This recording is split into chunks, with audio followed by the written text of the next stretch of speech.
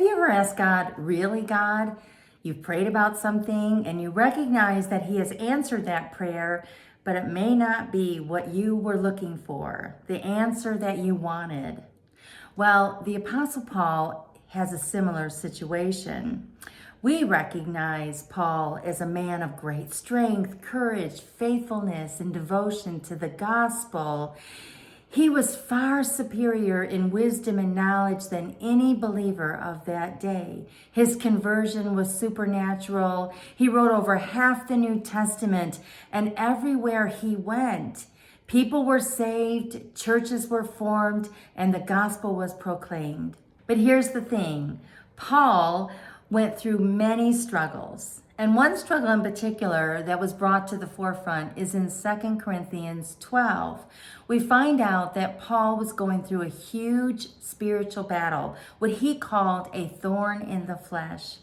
Thorns are very prickly, so we know that it wasn't very comfortable. In fact, he tells us that it was so terrible that it was tormenting his soul. He also tells us that it was given to him to keep him from pride.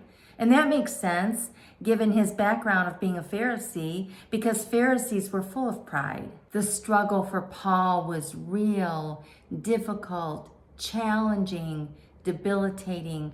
I wonder if he felt that he could not carry on the work that God had called him to do because of this thorn in the flesh. It may have left him riddled with guilt, shame, discouragement, and frustration. And it surely weakened him physically, emotionally, and maybe even spiritually. Your struggle is very real too, just like Paul's. It may be a spiritual attack, or it very well could be physical or emotional. Maybe you feel like you don't have the strength to face the day, or you feel defeated before you even get up in the morning. Surely God cannot use you in this state of weakness, or so you think. But Paul's story has a very real impact on our struggle, on each of our struggles. So let's look at several different things that we can gain from his story. The first thing is that God sees and understands. God did not leave Paul alone. He saw his pain, his agony, and his deep-seated hurt.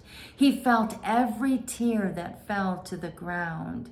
He also saw the desire in Paul to be set free. We see it too because Paul asked for that. But something tells me that eventually Paul was set free. But what God was saying to him was, for this moment, for this season, for this time, you must learn to press through it. I love the saying that says God doesn't always deliver us from the storm, but He does promise us to be with us in the storm. Jesus sees and understands your struggle too. We read in Hebrews 4:15 that our high priest understands our weaknesses, for He faced the same testings we do, yet He did not sin. God is not surprised at your ordeal. He knew it before you were even born. We cannot imagine Jesus facing temptation, but the Bible tells us that He did. Satan was always trying to discredit Him, coming at Him again and again and again. So He understands what you're going through. He surely does, whether it's spiritual, emotional, or physical. Any of these can weaken us. The second thing is that God will provide. God will provide. The first time that we recognize this name, God will provide, is in Genesis 22, when Abraham took his son Isaac up on the mountain and offered him as a sacrifice in obedience to the Lord. Well, God spared Isaac that day and provided a ram for the sacrifice. Abraham named that place Jehovah Jireh, the Lord will provide. All God asks is that we walk in obedience to Him, and He promises to provide for us. So the question becomes, what does He provide for us? Well, here are a couple things. First of all, He provides what we need, not necessarily what we want. He provides what we need, not necessarily what we want. Remember that in Isaiah 55:9, he says, his ways are higher than our ways, and his thoughts are higher than our thoughts.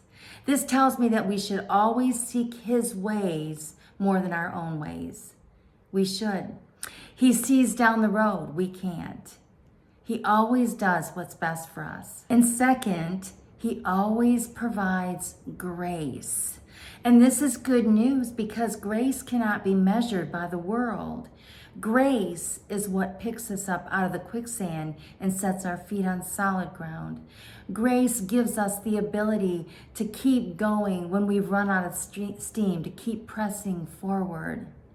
Grace sets aside those obstacles and boosts our confidence and dries our tears and sustains us when the waves keep crashing around us. Jesus said to Paul, my grace is sufficient for you. It may not be what Paul wanted to hear, but it's what he needed at that moment. He needed grace because grace was enough for him and for his struggle. Grace is enough for you and me too. It's enough for you and me too. And God often tells us that and shows us that. Sometimes God gives us just enough, but his grace is sufficient in our insufficiency. And the third thing that we see from Paul's story is that God's power works best in our weaknesses. We want his power, don't we? Jesus said to Paul when Paul was asking to have this thorn of the flesh taken away, he said, my grace is all you need. My power works best in weakness. My power works best in weakness. So this tells me that the most glorious displays of God's power is in the midst of weaknesses, is in the midst of weakness. Biblically speaking, we see this very true.